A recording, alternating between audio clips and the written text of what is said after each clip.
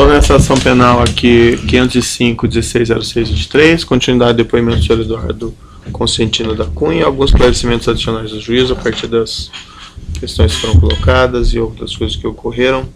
O senhor fica à vontade para responder ou não, que o senhor já afirmou isso anteriormente, mas naquela entrevista que o senhor teria dado ao Jornal Nacional, o senhor fez algumas afirmações, eu vou lê-las aqui, isso tem o vídeo, né? Mas o senhor pode daí esclarecer, ou se não quiser esclarecer, não esclareça, fique à vontade. Minha intenção é de não esclarecer, eu respeito a excelência, mas eu não pretendo falar sobre entrevista. O senhor mencionou nessa entrevista sobre esses depósitos vindo da conta Cona. O senhor disse o seguinte: o trust não aceitou o depósito e não o movimentou. Nós temos os status, ele continua na moeda local, sem qualquer tipo de movimentação ou aplicação. Ficou parado anos inteiros na mesma moeda, colocado e depositado, porque o trust não tinha contrato comigo de administração desse ativo. O trust não tendo esse ativo contratado, ele não reconhece, não reconhecendo, ele não mexe. O senhor gostaria de esclarecer essa afirmação? Não, eu já falei sobre isso, eu não vou falar sobre a entrevista, porque eu não me lembro se eu falei isso. O que eu falei claramente aqui, já falei que não houve aplicação desse recurso, e a prova disso é quando, se eu pegar o extrato, você vai ver que o recurso ficou sem aplicação do Money Market em nenhum momento. Até porque efetivamente não tinha um contrato, não existia um contrato, e eu não sei porque o trouxa não quis movimentar, mas é uma coisa que talvez o depoimento da senhora Elisa Mares possa esclarecer, ou do Truxi. De uma forma que não foi movimentado, mas... Não, ele não foi movimentado, só posso declarar, porque é só olhar os extratos que a gente viu que não foi movimentado. Certo, mas quando o senhor deu essa entrevista em 2015, o senhor já tinha transferido esse ativo para Netherton, não? Quando eu dei as entrevistas que eu dei, que foram, vai dar entrevista todo dia, 3, 4 entrevistas. E certamente uma que saiu não pode não ser o conteúdo da outra. Então, por isso é que eu não vou comentar a entrevista. O que eu falo sobre o fato é, quando eu dei a entrevista, quer dizer, já era presidente da Câmara nesse momento, já estavam os recursos bloqueados. Então, não havia muito o que se falar. Então, já, obviamente, se for bloqueado, isso já estava transferido para a Netherton, que a transferência para a Netherton se deu em abril de 2014. É que aqui o senhor teria declarado que não teria movimentado, né? A Óreo não movimentou esse recurso, e isso é facilmente comprovável. Basta verificar todos os extratos da Óreo que fazem parte do processo, olhando mês a mês, já tem eles aqui, não há movimentação a não ser em 2014, quando vai para a Netherton. Eles ficaram igual. Antes de 2015, né? Sim. Só foram movimentados quando foram para a Netherton, quando estavam na iminência de ir para a Netherton.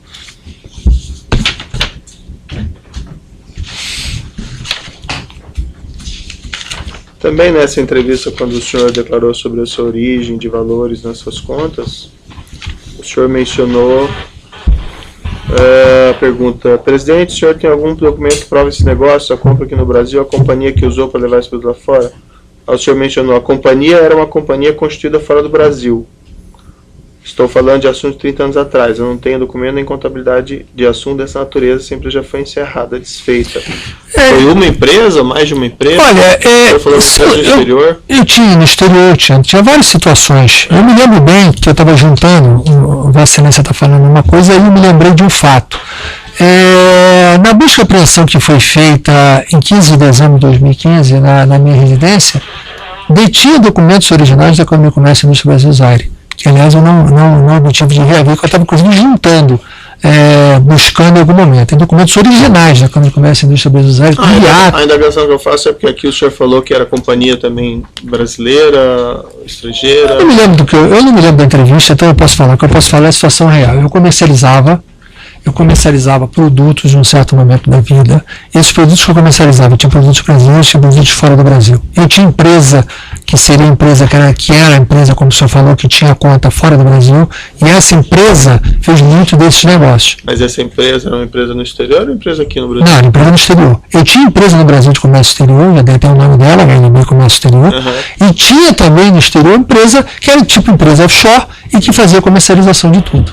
E que fez algumas comercializações e que recebeu transferências oriundas de vendas. Quando você vendia um produto e você convertia, você recebia como se fosse, digamos assim, um mercado paralelo, que esses países não tinham divisa, um mercado paralelo desses países, não o mercado tradicional, países organizados, países sem divisa. A grande dificuldade que você tinha nesses países é que você não tinha licença de importação. Eram países extremamente pobres. E como é que acontecia? Você só tinha uma licença de importação aquele que detinha uma licença de exportação. Ou seja, o sujeito que ia vender, por exemplo, o caso do Zaire, por exemplo, era tipicamente vendedor de cobre. Quando os vendedores de cobre... A indagação que eu fiz ao senhor só, se era empresa só estrangeira ou empresa só brasileira ou as duas? Teve as duas, mas a grande parte foi estrangeira. Não é diferente do que o senhor respondeu aqui. Eu não sei o que eu respondi, eu não posso contestar. Para mim, o que vale é o que eu estou lhe respondendo. Eu li ali, né? Mas consta aqui também na sua entrevista, quando foi indagado sobre esse valor, o senhor mencionou deve ter sido em torno, naquela época, em torno de 1 milhão, mais ou menos, do empréstimo. Né? O empréstimo até foi isso, meu, por acaso até foi, porque 500 mil eu paguei o advogado, já expliquei isso aqui ao senhor, foram 400 e 600 mil, por acaso até foi. Eu não me lembro da entrevista, mas por acaso eu já expliquei, tive a oportunidade de explicar isso aqui detalhadamente. Mas o pagamento ao advogado não fazia parte do empréstimo? Fez, aí virou 1,5 depois com o empréstimo. O empréstimo em si foi 1 milhão, e o pagamento do advogado foi despesa agregada ao empréstimo que virou débito. Então foi não tem diferença entre o que eu respondi e o que está colocado aí, por acaso, nesse caso. Tá bom. O senhor gostaria então de falar mais alguma coisa no final do seu depoimento? Gostaria, se o senhor me permitisse, se Vossa Excelência me permitisse, apenas para que não deixasse de mencionar nenhum ponto que pudesse ser importante para a minha defesa. Bom, em primeiro lugar, eu quero agradecer essa oportunidade que, infelizmente, a investigação ela não me deu. Talvez se tivesse me dado, muitos desses esclarecimentos já poderiam ter sido investigados mais a fundo. É claro que a denúncia que me atribui como ato de ofício, o ato de corrupção de ter nomeado o Sr. Jorge Zelada, até dada a palavra final, ela não tem corroboração nesses autos, nem na instrução probatória em nenhum momento. Além disso, eu já relatei aqui, eu tenho até dificuldade de entender que houve um ato de corrupção, como eu já falei, o Zelada não participou das reuniões, efetivamente os preços são malucos, há um ato de burrice. Eu dei uma série de coisas, eu peço se o senhor tiver algo a agregar. Eu vou tentar... repetitivo. Mas é que às vezes a repetição, a própria denúncia é muito repetitiva em muitos pontos, e repete várias vezes a mesma coisa em várias páginas, então a gente tem que também saber rebatê-las.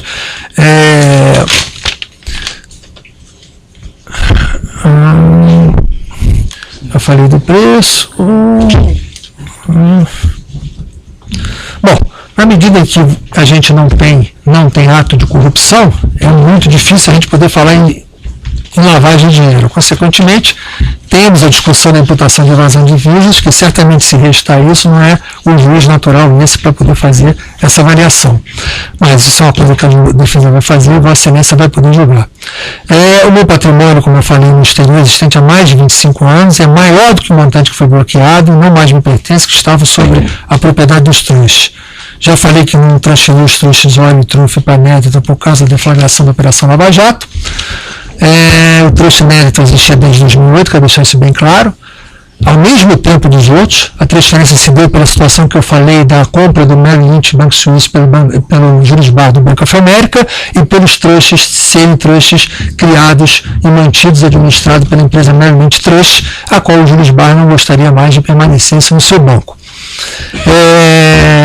A Netherton já detinha a conta no banco, era outro trustee, e o Julius Baer aceitou a transferência para que fosse através da Netherton. A conta Copeg, eu já falei, era uma conta de cartão de crédito, já falei sobre os limites, sobre as garantias, já falei sobre o cartão de crédito, sobre o que foi pago, a conta titular, foram por mim autorizados, sobre o depósito de 165 mil dólares, como é que foi transferido da Netherton para ela, o recurso era oriundo da TRUF, não era oriundo da Oreo, o saldo abatido foi o saldo oriundo da Oreo. Falei a estranheza, respondendo a minha defesa, que efetivamente os 10 milhões recebidos depois pela venda da participação da Shell não ter tido nenhuma participação para mim, se eu fosse partícipe do processo. E a estranheza que o Ministério Público já disse que está investigando, eu espero que seja tempo de promover a ação penal, se for configurado, contra outros, para que não se divida a ação penal. Senhor Eduardo, não quero ser delicado, mas esse o senhor já respondeu e o senhor pode ter certeza que todos prestamos atenção no que o senhor falou. Mas então, se o senhor tiver algo a agregar, eu vou agregar. Certo? Estou procurando aqui para ver. Repita as questões que já foram colocadas. Bom, Eu estou fazendo questão, que isso é muito claro, e aí vem uma parte que eu quero falar, que eu estou aqui cumprindo a minha defesa, dizendo, inclusive, uma defesa futura, porque eu entendo que nós estamos diante de um processo que a condenação parece já estar decidida. E que a gente está apenas cumprindo uma mera formalidade processual. Mas a defesa futura tem muita importância, tudo aquilo que a gente está falando aqui. Não, é isso. As questões vão ser examinadas, claro, as provas vão ser examinadas. A minha prisão cautelar, me perdoe se foi ofensivo, não é um intuito do depoente e ofender de nenhuma natureza. A minha prisão cautelar tem como justificativa uma das 10 medidas propostas pela MP no pacote anticorrupção, que é a prisão para evitar dissipação patrimonial. Medida, inclusive, que já foi rejeitada pelo Congresso. Além disso, a argumentação que eu tenho dupla cidadania e teria risco de fuga não encontra amparo nas decisões do falecido eminente ministro Elisa Vaz, inclusive a reclamação que eu formulei, ou na sua decisão monocrática, ele faz menção sobre essa parte, citando várias decisões de habeas corpus feitas por vários ministros do Supremo, de que simplesmente são fundamentos rechaçados pela jurisprudência da Corte há muito tempo, pelo fato do paciente supostamente possuir disponibilidade de recurso exterior ou dupla cidadania, por si só não constitui motivo suficiente para a decretação de prisão preventiva. Além disso, os julgamentos que ele cita, Barroso, Marco Aurélio, Gilmar, Toffoli, Aires Brito. Mas ele manteve sua prisão, não é, senhor? Então, ele disse que, como há a alegação da ordem pública, tem que ser apreciada pela lei regular do habeas corpus, que foi pela lei da reclamação. Porque ele apenas fez um juízo preliminar sobre essa parte da argumentação. A avaliação da ordem pública não teve fato novo a ensejar a motivação, além do que a instrução probatória já está terminada. Ainda assim, eu quero colocar à disposição do juiz meus passaportes, para deixar claro que meus 2 passaportes da cidadania italiana e do brasileiro. O MP, no pedido de argumentação da prisão, ele usou fatos não vinculados à denúncia dessa ação penal, que, segundo a peça, seriam transferidos para cá. Só que a decisão do Ministério foi mandar para a 10ª Vara Federal de Brasília. Apesar do esforço do MP que se enviasse para aqui. Está na fundamentação, pedido para ser mandado para cá, mas, no entanto, foi processo para a 10ª Vara de Brasília. E que motivaram muito o decreto de prisão, inclusive o bloqueio dos carros da minha família. Gostaria também de alertar que pelo menos 3 depoimentos que eu vi desse juiz houve a usurpação de competência do Supremo em relação a mim. Inclusive na sentença do João Augusto sobre a Vantage, quando eu era deputado federal e presidente da Câmara, foi feito perguntas específicas sobre essa transferência do Benin, quando a competência não era desse juiz nesse momento. E também em depoimentos de Júlio Camargo. Essas questões, senhor Eduardo, já foram submetidas ao Supremo e foram rejeitadas, né? Talvez fosse essa não está ainda. Os fatos, deixar os seus advogados. Sem dúvida, mas eu faço questão de alertar essa situação. Quem mandou o processo do senhor para cá foi o Supremo Tribunal. Não, eu falei outra coisa. Eu disse que quem entendeu que a competência era aqui foi o Supremo Tribunal. Não é isso que eu falei, Excelência, me perdoe. O que eu disse é que na fomentação do Ministério Público foi acolhida por Vossa Excelência, tem fato de processo que não está aqui, que foi mandado para Brasília. Isso não tem relevância. Eu quero aqui alertar que o juízo também tem uma responsabilidade pela minha segurança na medida de demais presos cautelares para essa operação que estão em presídios, misturados a condenados por crimes violentos e até como imputáveis, onde, apesar das condições dignas e tratamento respeitoso, não há o cumprimento da lei de execuções penais, além do que não se permite o contato com os advogados de forma necessária ao exercício da ampla defesa. Eu gostaria de dizer que eu também sofro do mesmo mal que cometeu a ex-primeira-dama Maria Letícia, um aneurisma cerebral. Aproveito até para prestar minha solidariedade à família pelo passamento. O presídio onde ficamos não tem a menor condição de atendimento se alguém passar mal. São várias as noites em que presos gritam sem sucesso por atendimento médico, que não são ouvidos pelos poucos agentes que lá ficam à noite. Gostaria também de dizer que nós estamos com um processo político aqui, onde empresas estrangeiras, eu queria protestar, são poupadas de responsabilização e empresas brasileiras pagam bilhões no exterior, além da perda de mercado. Ação penal indivisível. Mas não houve, por exemplo, a responsabilização da Capes Frios na sentença divulgada na semana passada, apesar da imputação direta da empresa pelo delator Zivi. Ou da Samsung, onde é pública a sua participação no esquema de corrupção que depois é presidente da Coreia. As punições não podem ser seletivas e poupar os corruptores internacionais. Falo com a autoridade que foi responsável pelo impeachment da ex-presidente da República para defender a legalidade do nosso país. Não é a minha prisão que vai me impedir de poder elencar as minhas opiniões. Que os verdadeiros culpados sejam punidos, mas respeitado o contraditório, a lei, o devido processo legal e que não haja antecipação de cumprimento de pena por prisão cautelar ao arrepio da lei. É isso que eu queria ressaltar aqui, já que as questões todas foram pontualmente por mim respondidas, mas eu quero aproveitar a oportunidade e que a minha defesa entre com o meu pedido da minha soltura em função do cumprimento da instrução probatória.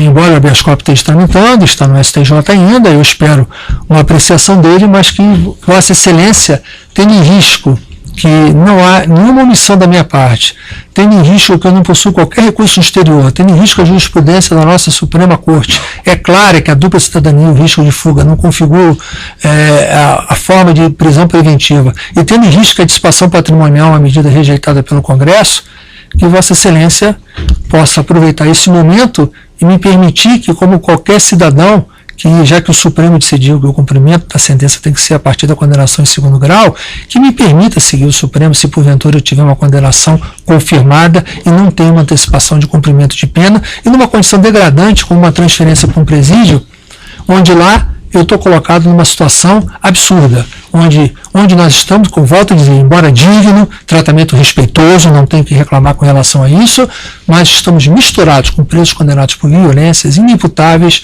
onde todos estão absolutamente em risco daqueles que estão presos dentro do presídio. Certo, senhor Eduardo Cunha.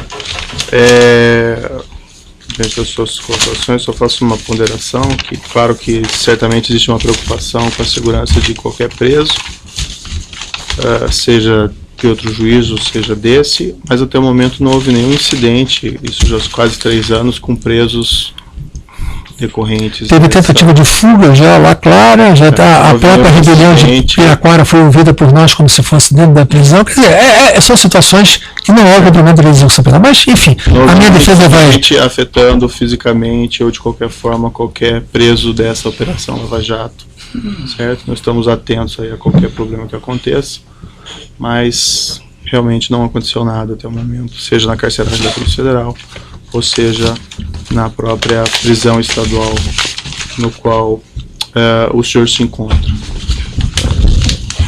Quanto às questões das investigações do Ministério Público, isso o Ministério Público tem que responder, existem várias investigações em andamento, e até mesmo hoje uma empresa recentemente fez um acordo, né, que o senhor deve ter ouvido falar, o Rolls Royce. Enfim, eu vou analisar essa questão da liberdade do senhor, que o senhor colocou, levar isso em consideração.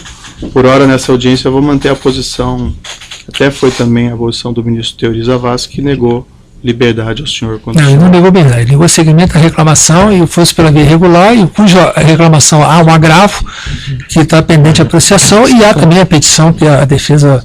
veja, eu não estou aqui para debater isso. Para amanhã, inclusive, no Supremo. Mas o fato é que... A reclamação, né? Isso. Não o habeas corpus. O habeas corpus ele está no STJ. Isso, mas o fato é que o ministro Teori Zavascki entendeu que não lhe concedeu a liberdade na ocasião. Não, ele entendeu que não cabia a reclamação, ele não entendeu que não cabia a liberdade. Isso é só para a reação. Se ele entendesse que ele devia conceder a liberdade ao senhor, ele teria concedido, certo?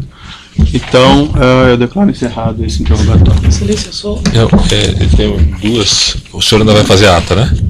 Sim. É requerimento ou é pergunta? Sim, 2 requerimentos. Certo. Pode interromper.